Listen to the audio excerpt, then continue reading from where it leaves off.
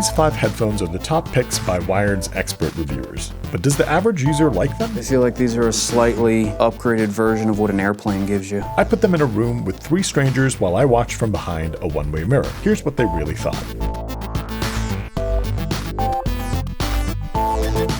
This is Focus Group.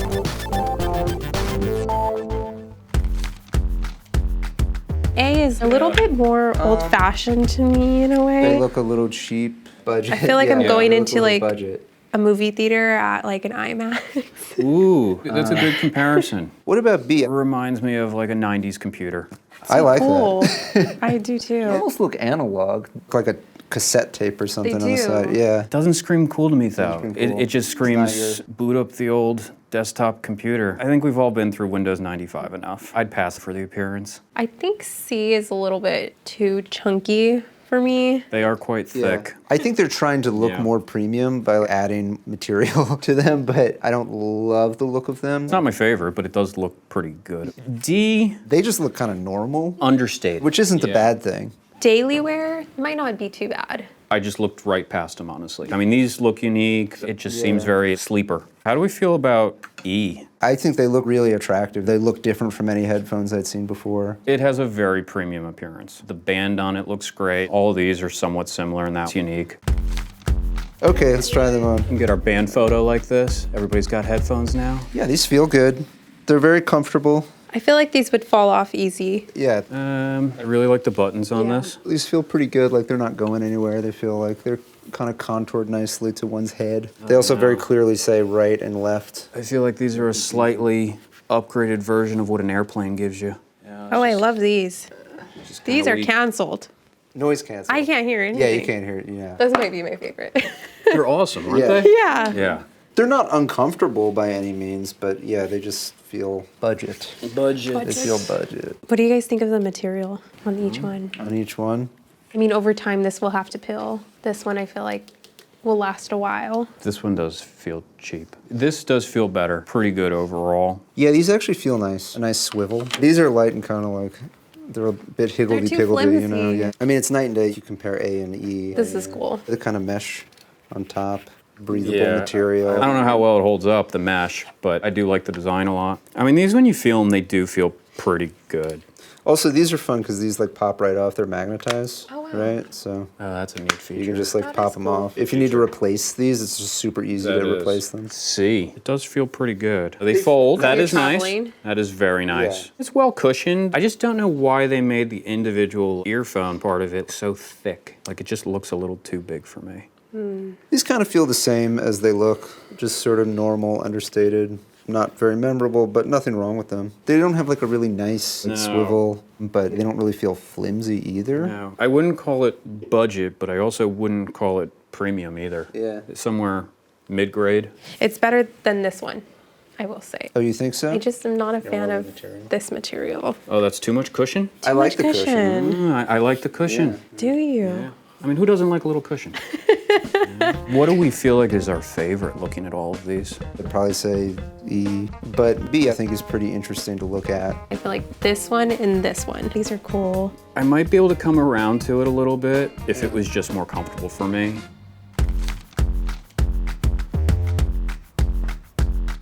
That song has a really prominent low end. I actually thought that the low end of the headphones should have been a bit better. The middle range and the highs, they sounded very good. Vocals seem so clear. She does these like kind of whisper sounds in it. It's not too trebly. You're not getting like the sibilance that you would get from low end headphones. It almost felt like I was there. I actually really, really like those. There were some details with the lossless version that I didn't notice before. There's a like greater separation between instruments.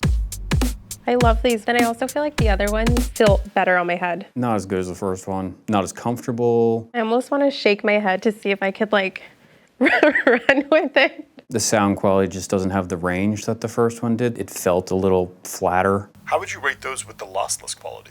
With the lossless, we get back the high range and we get back the middle range that we had lost with the Bluetooth version, so that's cool. The audio comes cleaner on these ones for some reason, whereas the other ones felt like there was like a little bit of a fade I don't really think I would love those headphones if I had to use them as Bluetooth headphones. Once it was plugged in, I feel like it got a lot better. Going that you're going to be wearing it Bluetooth most of the time, E was superior to A. If I had a criticism, it would be I'm not getting as much of like a soundstage effect where it sounds like the instruments are in like different places, almost as if I'm in the room. D has really good treble. Those sound a little bit brighter than headphones E, and maybe there was a little more clarity. It was really good, actually. I would not say that they were as comfortable. The padding felt a little off with it. I thought they were actually better as Bluetooth than they were when they were plugged in. It kind of muffled everything. Got a lot quieter from the Bluetooth to the lossless version. It's an easy fix, I suppose. You just turn up the volume. The sound was pretty good. I felt the bass was a little weak. I feel like I would love those for when I was running. And they're super noise canceling, which I like. Vocals were pretty good. I mean, treble range was all right. Just mediocre. Would not pick. Huge difference when we go to lossless with the Bluetooth. Like, couldn't wait to take them off. They sound like a different pair of headphones. I actually wanted to continue listening. B is not a comfortable headset. It's a little too tight. Listening to that, that's really clear audio. You felt like you were there. I don't like this very much. Everything sounded kind of flat. I wasn't getting a super strong bass out of them, but vocals, and that was very, very good. They had no depth. Everything just sounded kind of smushed, compressed together. Sorry, Headphone C. You tried. So you guys have prices with you. You don't know how much these headphones cost. Put down what you think each headphone cost. Pretty sure know which one's the most expensive. Apple. It's the Apple AirPods Max. So we're all in the same boat there. I actually think these might be the cheapest ones. I think they're the cheapest too. I feel like the Sonos are probably pretty expensive. Yeah, sounds good to me. Not me. I think the Nothings, they've got the style thing going on. I feel like they're trying to go a little more premium. I might do the $299. Not sure I agree with it. All right, I only have two left. so- $299 on C. Yeah, Sony. I kind of want to think the Sony ones would be more expensive. Could be. You got everything right. Oh, wow. Oh, impressive. So the most expensive are the Apple AirPods Max. Yeah. The Sony XM6s are around $458. Sonos Ace is around $319 on sale, and the Nothing is $299. The cheapest is the Soundcore Space One Okay. Pro. Wired's top pick is actually the XM6s. The Sony line of headphones, the XM series, have long been some of the best headphones on the market. There's obviously a lot more that we factor in. Battery life, there's microphone quality, there's overall comfort, travel capability. So for example, these ones you can actually fold them in for travel. And I think the Sonys are actually some of the best in the business in terms of noise cancellation. So I will also point out that you really liked the Sonys. You did not. No. So there is also that difference of like, you know, people just having different preferences and sound stages and of what they want, right, out of the headphones. There's actually not a single pair of headphones here that we don't like. If you want something more of a budget-friendly option, you get something like the Space One Pro. And if you're in a Sonos household,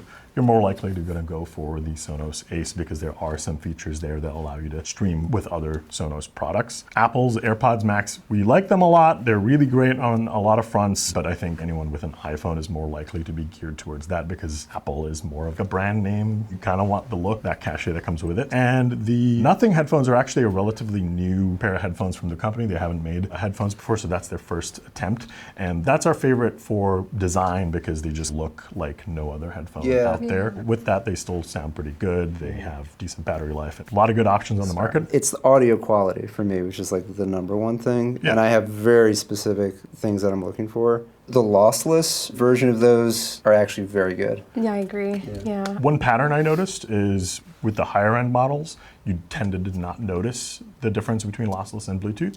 Whereas with the cheaper models, there was much bigger gap. That is something to note that maybe the lossless isn't doing a ton more on the higher end. But also, would you pay $550 for headphones? It depends. If you're flying a lot, a good pair of headphones is kind of clinch. What's sort of the price range here that you think you feel comfortable spending on a pair of headphones? I feel like 300.